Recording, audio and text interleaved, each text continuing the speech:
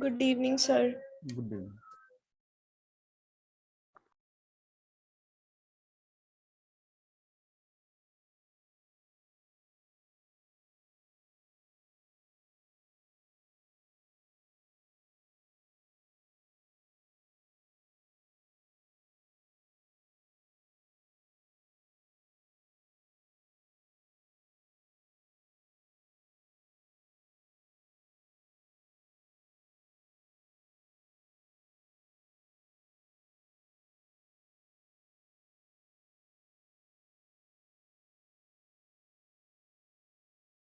तुम लोग ये बताओ जरा कि तुमने कुछ प्रॉब्लम वगैरह ट्राई करी है वर्क फॉर एनर्जी की नहीं करी?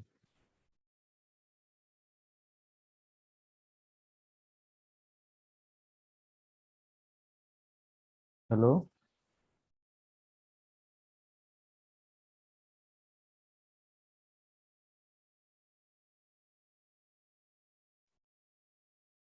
अरे भाई मेरी आवाज नहीं पहुंच रही है तुम लोगों तक? सर कम आ रही है आपकी वॉइस। हेलो। Yes sir. आ रही नहीं आ रही?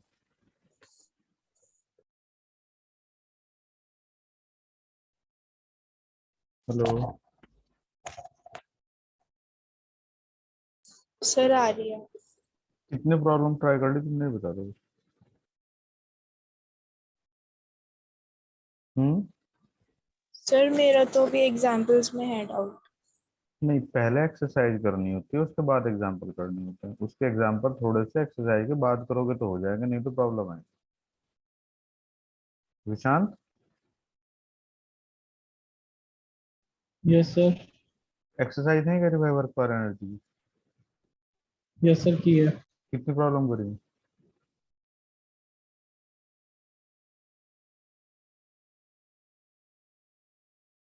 हम्म।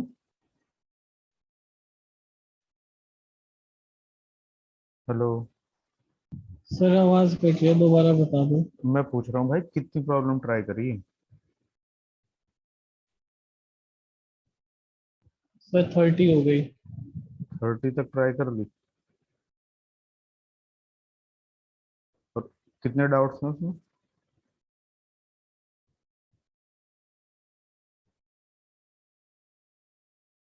हम्म। सर 5 6 है। 5 6। बाकी युक्ति तुमने कितने करी है?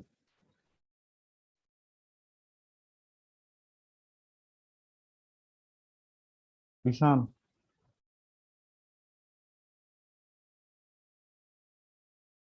ईशान। Yes sir. कोई प्रॉब्लम ट्राई नहीं करी भाई इसकी वर्क पर एनर्जी की? सर करी थी 25 तक हुई सर। ये 2 दिन की छुट्टी भी ले ली यार तुमने, उसमें भी तुम बताओ 2 दिन में 20 डाउट 20 प्रॉब्लम नहीं कर पाए। कम से कम 2 दिन की छुट्टी तो चैप्टर पूरा करते, तुम्हें डाउट करा देता फटाफट। चलो। Excuse me sir. हाँ बोलो। सर एक बार ये जो इलास्टिक पोटेंशियल एनर्जी थी, हम्म। सर ये रिपीट दो। सर समझ थोड़ी दिक्कत हो रही है इसके क्वेश्चंस करने में। मतलब उसका एक्सप्रेशन ही तो यूज होगा, कहीं प्रूफ थोड़ा है ना यूज होगा उसका भी। वो हाफ के एक्स नॉट स्क्वायर वाला। हाँ तो इसमें तो यही तो है कि भाई अगर मान लो हम इस स्प्रिंग के साथ इस ब्लॉक को कनेक्ट कर देंगे, फिर इसको हम आगे की तरफ पुल करेंगे मान लो यहाँ तक, x0 तक। तो इस x0 तक जाने में हमें बीच की इंटरमीडिएटरी सिचुएशन को पार करना पड़ेगा ही। तो हम कहीं पे मान लेंगे किसी इंस्टेंट पे कि हम यहाँ पे एलोंगेटेड हैं बाय एन अमाउंट r। फिर फर्दर डिस्प्लेसमेंट dr के लिए वर्क कैलकुलेट कर लेंगे। वो होगा एफ डी आर, क्योंकि इस इंटरवल के लिए हम फोर्स को कांस्टेंट एज्यूम कर सकते हैं, क्योंकि वो के आर और K R plus D R almost same ही होगा। जब एलोंगेशन एक्स होता है तो रिस्टोरिंग फोर्स के आर होता है। जब एलोंगेशन आर होगा तो रिस्टोरिंग फोर्स जो होगा वो के आर होगा, तो के आर के इक्वली अप्लाइड फोर्स भी होगा। तो ये बेसिकली इस इंटरवल का वर्क है। दोनों के लिए बीच में एंगल 0 है तो ये cos 0 बन जाएगा। तो ये सारा जो एक्स नॉट है इसको सबको ऐसे ऐसे इंटरवल्स में डिवाइड कर लो। पहले इंटरवल के लिए आर की वैल्यू 0 होगी, लास्ट इंटरवल के लिए आर की वैल्यू x0 होगी। सबको जोड़ देना 0 से x0, बस ये आ जाएगा k r²/2, 0 से x0, एक बार अपर लिमिट एक बार lower limit, half k x0² हो गया। जितना वर्क ये एक्सटर्नल फोर्स करेगा वो इसमें पोटेंशियल एनर्जी के फॉर्म में स्टोर हो जाएगा। चलो बोलो आगे। ये कौन सा क्वेश्चन बताया सर आपने? ये वर्क पावर एनर्जी की वो पूछ रहे हैं, इलास्टिक पोटेंशियल एनर्जी का एक्सप्रेशन समझ नहीं आया था। सिद्धांत कितनी प्रॉब्लम ट्राई करेंगे भाई? 40 के करीब तक सर। देखो एक बच्चा है जिसने 40 के करीब प्रॉब्लम करी है, सब 20 पे अटके पड़े हैं, तो 20 और कोई 10 पे। चलो जरा 0 से 5 के बीच में किसी का डाउट हो तो बताओ बताओ। नहीं सर। अरे भाई किसी का 0 से 5 तक डाउट है? No, sir. ठीक है, 5 से 10? No sir. Sir No. Hmm, question number 10 के सेकंड पार्ट में है। बोल दो क्या सिद्धांत, बोलना बेटा जरा।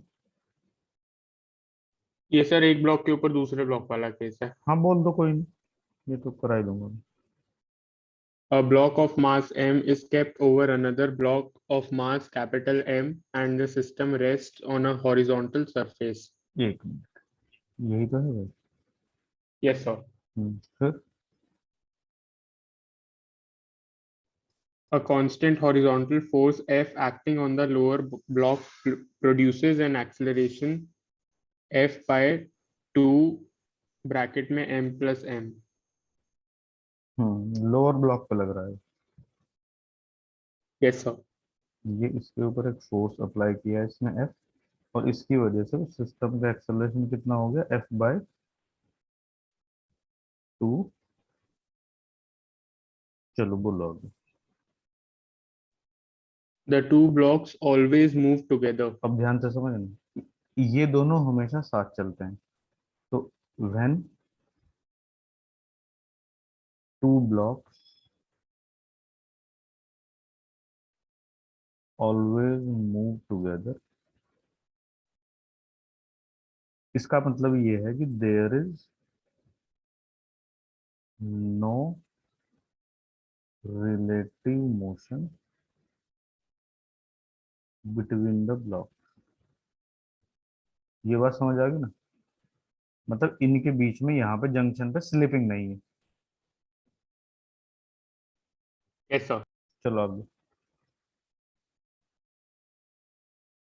A पार्ट में पूछ रहे हैं sir, find the coefficient of kinetic friction between the bigger block and the horizontal surface. अब देखो भाई, ये जो नीचे वाले सर, ये पूरी की पूरी जो मतलब इन दोनों के बीच में ब्लॉक के रिलेटिव मोशन नहीं है, तो उस इंस्टेंट के लिए हम इसको एक सिंगल बॉडी ट्रीट कर सकते हैं जिसका मास m+m है, और यहाँ लोअर जंक्शन पे जो नॉर्मल कॉन्टैक्ट फोर्स है मान लो वो n है, तो ये एक बॉडी सरफेस के ऊपर नीचे नॉर्मल कॉन्टैक्ट फोर्स लगाएगी और यहाँ पे ऊपर की तरफ लगेगा। बोलो कोई प्रॉब्लम है कैसे? No sir. इसको मैं नॉर्मल कॉन्टैक्ट फोर्स को यहाँ दिखा सकता हूँ क्योंकि डायरेक्शन इधर मैच करनी होती है। ग्रेविटेशनल फोर्स अर्थ की वजह से अट्रैक्शन नीचे की तरफ होगा, ये फोर्स एफ आगे है जो अप्लाइड है, जब ये आगे चलेगा तो पीछे फ्रिक्शन होगा यहाँ पे μn। बोलो यहाँ भी कोई प्रॉब्लम नहीं?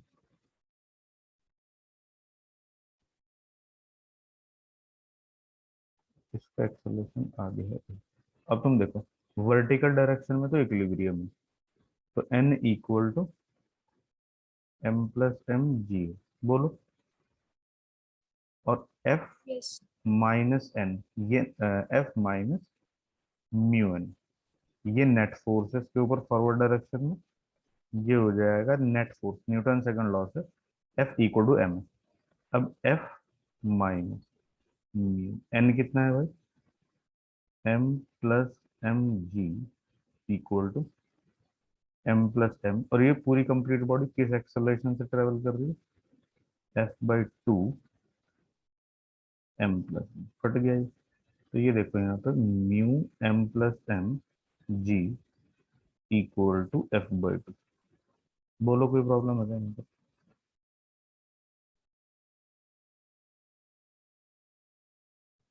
No sir. बस ये m+m नीचे आ गए, ये कोएफिशिएंट ऑफ फ्रिक्शन होगा। एग्री हो ना भाई सब लोग इस बात से? हाँ सर। चलो आगे बोलो। Question 11 sir. नहीं, इसका बी पार्ट भी तो है। हाँ, बी पार्ट है sir, find the frictional force acting on the smaller block. अब देखो ध्यान से, मतलब मैंने तुम्हें ये कहा था पहले, मतलब मैंने तुम्हें सिखाया है ये कि जब हम ऑब्जर्वेशन लेंगे तो भाई सबसे पहले ना तुम्हें ये देखना चाहिए कि तुम ऑब्जर्वेशन लेना कहाँ से चाह रहे हो। तो मुझे सबसे पहले तुम ये बता दो कि तुम इस सिचुएशन को देखना कहाँ से चाहते हो। इनर्शियल फ्रेम से। मतलब तुम ग्राउंड पे खड़ा होना चाहते हो। हाँ सर। ठीक है, बहुत अच्छी बात है। अगर तुम ऑब्जर्वर ग्राउंड पे देख रहे हो with respect to an observer on the ground. अब देखो जो ग्राउंड पे ऑब्जर्वर है उसको ये जो छोटे वाला ब्लॉक है अपनी आंखों के सामने से इस एक्सेलरेशन से चलते हुए दिखेगा। बोलो, ये एक्सेलरेशन कहाँ से आया? ये इसने दिया है, पहले ही दे रखा है, ये रहा यस देखो। सर। अब ये इस ब्लॉक में कोई चीज एक्सेलरेशन प्रोवाइड कर रही है तो डेफिनेटली वो कोई फोर्स होगा। बोलो। Yes sir. अब तुम्हें मैंने बताया था कि फ्रिक्शन जो होती है भाई वो कुछ नहीं होती, वो एक तरह की बॉन्डिंग होती है, अगर तुमने नोट किया हो तो, जो दोनों बॉडीज हाँ को सर। कनेक्ट करती है। तो अगर हम इस बॉडी पे नीचे वाले पे फोर्स लगा के आगे खींचना है तो ये जो ये बॉन्डिंग है ये रस्सी की तरह इस ब्लॉक को आगे नहीं खींचेगी। बोलो, यस सर। वही क्या होगा? सर वही क्या होगा? फ्रिक्शन। तो इसके ऊपर एक ही तो फोर्स है आगे की तरफ भी है, एफ आर। कितना हो जाएगा? एफ इक्वल टू एम में होता है। तो अब एम तुम्हारे सामने है और ए भी तुम्हारे सामने है, आंसर चेक कर लो फटाफट। अब एक सेकंड रुक जाओ जरा, अभी आगे भी बता देता हूँ। अगर कोई ऑब्जर्वर इस ब्लॉक को या इस सिस्टम को नॉन इनर्शियल रेफरेंस फ्रेम से ऑब्जर्व कर रहा होता, मतलब नॉन इनर्शियल रेफरेंस फ्रेम भाई क्या होगा? वो आदमी यहीं पे ही बैठा होता। बोलो। Yes sir. तो यस सर उसके लिए ये रेस्ट पे होता है या नहीं होता? होता सर। तो अब ये देखो, जब कोई बॉडी नॉन इनर्शियल फ्रेम पे बैठी होती है तो मैंने तुम्हें बताया था कि वो बॉडी रेस्ट पे होती है कब? जब उसके ऊपर, सॉरी रेस्ट पे नहीं होती, जब नॉन इनर्शियल फ्रेम में होती है तो उसके ऊपर सूडो फोर्स एक्सपीरियंस होता है। यस सर और ये सूडो फोर्स में एक्सेलरेशन किसका काउंट करते हैं? फ्रेम का। फ्रेम का एक्सेलरेशन हम पीछे डिस्कस कर चुके हैं भाई, ये वाला है देखो, ये यहाँ पर, ये यहाँ पर डिस्कस कर चुके हैं, तो इसमें दिया है एक्चुअली बेसिकली ये। तो फ्रेम का acceleration into mass of the body, उसके ऊपर सूडो फोर्स होगा नहीं होगा? बोलो। यस सर, करेंगे मार्क। हाँ, तो ये ब्लॉक रेस्ट पे दिख रहा है इस आदमी को, तो ये कहेगा यार ये रेस्ट पे है, चले, मतलब इसको रेस्ट पे रहना है तो इसका मतलब चलना तो चाहिए नहीं, इसका मतलब इस फोर्स को बैलेंस करने के लिए भी तो कोई होना चाहिए। वो ये कहेगा कि स्मॉल एम की टेंडेंसी कैपिटल एम के रेस्पेक्ट में पीछे आने की है, तो नीचे वाली सरफेस चूंकि रफ है तो वो इसको फ्रिक्शन की वजह से रोक देगा। ये दोनों फोर्स क्या करेंगे? बैलेंस करेंगे एक दूसरे को, एक ही वैल्यू रख देंगे पीछे से उठा के। देखो दोनों आदमियों ने स्टेटमेंट कैसे दिया, with respect to an observer on M, ये तो कह रहा है कि ये ब्लॉक रेस्ट पे है due to balancing of these two forces. और जो ये ग्राउंड वाला ऑब्जर्वर है वो कह रहा है कि चूंकि ये पूरा सिस्टम इस एक्सेलरेशन से ट्रेवल कर रहा है तो छोटे ब्लॉक को इस एक्सेलरेशन को प्रोवाइड करने के लिए भी ये फोर्स होना चाहिए। दोनों के स्टेटमेंट में फर्क दिख रहा है ना?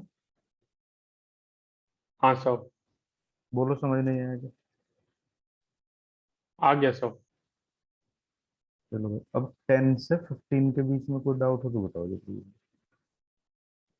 11. 11 बोल दो भाई जरा फटाफट।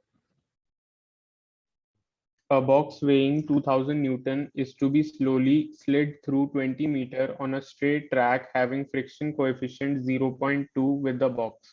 एक सेकंड,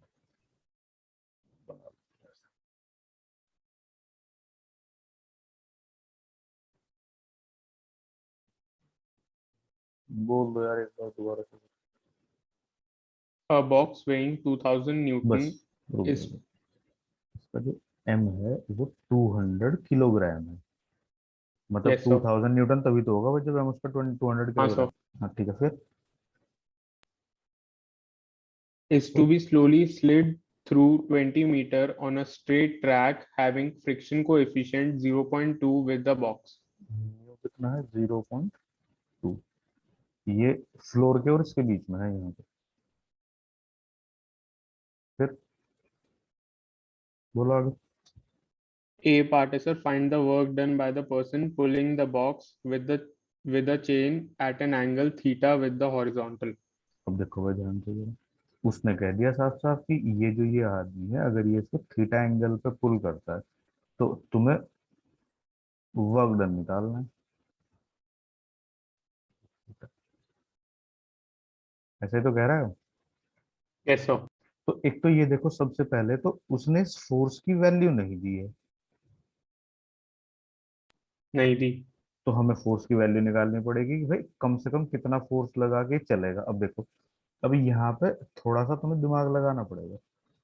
इस ब्लॉक के ऊपर फोर्स इस तरफ अप्लाइड है और इसको चलाने के लिए अलोंग द रोड जो रेस्पॉन्सिबल होगा वो इसका एफ कॉस थीटा कंपोनेंट होगा, और जो एफ साइन थीटा कंपोनेंट होगा इस फोर्स का, बेसिकली वो ग्राउंड के ऊपर इसके वेट को कम कर रहा होगा। अगर ये एफ साइन थीटा ना होता तो पूरा 200 न्यूटन फोर्स ग्राउंड पे जा रहा होता। In presence of F sine theta ground के ऊपर जो इसकी प्रेजेंस है वो कुछ थोड़ी सी कम हो जाएगी। हाँ, sir. Yes, sir. अच्छा अब देखो, जब हम इसको आगे की तरफ लेके जाएंगे तो फ्रिक्शन पीछे की तरफ लग जाएगा, जो कितना होगा म्यू एन। तो तुम ये बात देखो ध्यान से, मतलब जो चीज मैं तुम्हें फोकस करने को कह रहा हूँ जरा उस पर फोकस करना तुम एक बार। तुम फोकस करो इन दोनों पे और इसके ऊपर। पहले तो ये देखो कि क्या ये वर्टिकल डायरेक्शन में इक्विलिब्रियम में नहीं है। है सर, रेस्ट है में क्योंकि तो ब्लॉक. कब रहेगा ये इक्विलिब्रियम में?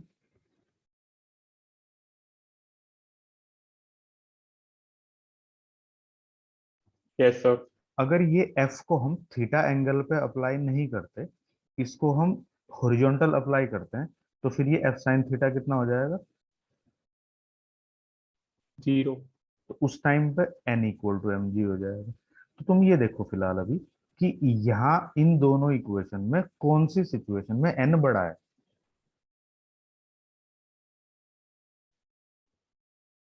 सेकंड. सेकंड केस में बड़ा है। इसका मतलब हमने एफ को किसी एंगल पे अप्लाई करने से इस ब्लॉक के और इस फ्लोर के बीच में जो नॉर्मल कॉन्टैक्ट फोर्स है उसको थोड़ा कम कर दिया। कर दिया. उसका एडवांटेज हमें यहाँ मिला कि इस सरफेस के ऊपर इसको ड्रैग करने में हमें कम फ्रिक्शन ओवरकम करना पड़ेगा। सर एक मिनट रिपीट करना है वाली बात। मैंने ये कहा है कि अगर एफ को किसी थीटा एंगल पे अप्लाई करना है तो उसका इफेक्ट तुम्हें एन के डिक्रीज होने में दिख रहा है, जो कि तुम्हें फ्रिक्शन को रिड्यूस करने में हेल्प करेगा। ठीक है। अब थोड़ा सा मैं इसको एक्सटेंड कर देता हूँ क्वेश्चन को भी। अब तुम ये देखो जरा कि अगर हम इस ब्लॉक के ऊपर फोर्स ऐसे पुल ना करके इसको ऐसे पुश कर रहे हैं मान लो हम, तो ये दो कंपोनेंट क्या फोर्स के ऐसे नहीं हो जाएंगे? यस हाँ सर। सर. तो उस केस में ये एन जो होगा ये एम जी को फेवर करने, ये जो एफ साइन थीटा है वो इस एम जी को फेवर करने लगेगा ना। Yes sir. तो वहां पे एन क्या हो जाएगा? कम हो जाएगा. एन बढ़ जाएगा भाई वहां पे। एम जी के साइड एक फोर्स और आ गया ना, यहाँ एम जी के अपोजिट एक फोर्स आ रहा है। Normally N equal to m g होता है, यहाँ एम जी के अपोजिट एक फोर्स है तो एन कम हो जाएगा। वहां एम जी को फेवर करने के लिए एक फोर्स आ जाएगा तो कॉन्टेक्ट फोर्स बढ़ जाएगा। यस आपने सर। एंगल नीचे को कर दिया क्या? मैंने फोर्स नीचे लगा दिया, ऐसे डायरेक्शन है तो ये। ठीक है सर, समझ गया. तो उससे एन बढ़ने से फ्रिक्शन का क्या होगा? इंक्रीज हो जाएगा।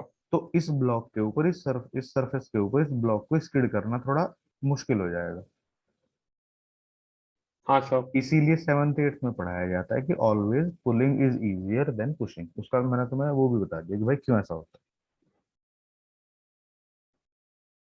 जी सर। तो अब देखो यहाँ एफ कॉस थीटा, अगर इस ब्लॉक को तुम्हें आगे पुल करना है, किसके इक्वल होना चाहिए? फ्रिक्शन को ही तो ओवरकम करना चाहिए। वर्टिकल डायरेक्शन में इक्विलिब्रियम है, तो N plus f sine theta equal to m g है। तो यहाँ से हम एन की वैल्यू उठा के यहाँ रख देंगे, m g minus f sine theta. बोलो कोई किसी को डाउट है क्या? नहीं सर। यहाँ से एफ कितना हो गया? Mu m g upon cos theta plus mu sine theta. Agree हो ना भाई इस बात से? हो जाएगा सर अब तो। अब देखो इसमें क्या करना है तुम्हें। अब इसमें तुम्हारा एफ निकल गया। हाँ अब सर। जब हम किसी फोर्स को थीटा एंगल पे लगाते हैं तो फॉरवर्ड डिस्प्लेसमेंट एस, वर्क क्या होता है? F dot S. तो ये हो जाएगा एफ एस कॉस थीटा। और भाई एफ तुम्हारे पास ये निकल गया, यहाँ से वैल्यू रखूंगा इसकी। Yes sir. अगर करके देख पाओ तो ठीक है, एक बार नहीं करके देख पाओ तो मैं फिर दोबारा बता दूंगा भाई तुम्हें। हो जाएगा सर अब तो। चलो और बताओ, 15 तक कोई और है क्या किसी का? 15। 15 से पहले तो नहीं है किसी का? No, sir. चलो जी अच्छी बात है, 15 से पहले नहीं है। बोलो जरा। A particle of mass m moves on a straight line with its velocity varying with the distance traveled according to the equation v is equal to a root x. चलो ये रूट आ गया। मतलब ए को मैंने इससे लिख दिया, के को इससे, मेरे ऐसा ही हाँ याद हाँ था। सर। ठीक है फिर आगे। Where a is constant, find the total work done by all the forces during a displacement from x is equal to 0 to x is equal to d. ये ओरिजिन है, यहाँ x इक्वल टू 0 है, ये d distance दूर है horizontal level पे ऐसे ही। पहले तो तुम ये देखो भाई कि ये जो ये ब्लॉक है, ये एक ही लेवल पे चल रहा है। बोलो। Yes sir. तो जो इसकी पोटेंशियल एनर्जी यहाँ पे है वो यहाँ पे है, क्योंकि हाइट का गेन और लॉस तो कुछ है नहीं। हाँ सर। तो गेन इन पोटेंशियल एनर्जी कितना है? 0. काइनेटिक एनर्जी इनिशियल, अब देखो x इक्वल टू 0, मतलब ये x इक्वल टू 0 को हम r इक्वल टू 0 लिख सकते हैं चाहे यहाँ पे। तो यहाँ पे r इक्वल टू 0 है ओरिजिन पे, तो वेलोसिटी कितनी है? 0 है, काइनेटिक एनर्जी भी 0 है। तो भाई काइनेटिक एनर्जी भी 0 है। अब यहाँ पे देखो, यहाँ पे काइनेटिक एनर्जी कितनी है? Half m। यहाँ speed at a distance d, k root d का स्क्वायर। बोलो कोई प्रॉब्लम है? नहीं सर। तो अब तुम देखो यहाँ कोई स्प्रिंग वगैरह इन्वॉल्व नहीं है, हाँ सर। कोई फ्रिक्शन नहीं है जिससे कि कोई एनर्जी लॉस हो जाए, यस सर। कोई हाइट का गेन या लॉस नहीं है, तो पोटेंशियल एनर्जी का इन्वॉल्वमेंट नहीं है। नहीं है बस इन्वॉल्वमेंट। एक चीज हो रही है कि पहले काइनेटिक एनर्जी 0 थी, अब ये काइनेटिक एनर्जी है। तो जो भी यहाँ वर्क हुआ उसको ब्लॉक ने किस फॉर्म में एक्सेप्ट किया? Kinetic Kinetic. Energy. Gain in kinetic energy. अब गेन कैसे निकालूंगा? इसमें से इसको माइनस कर दो, तो 0 को माइनस करूंगा तो भाई वही तो बचेगा, half Yes, sir. m k square D. बस आंसर आ गया, चेक कर लो।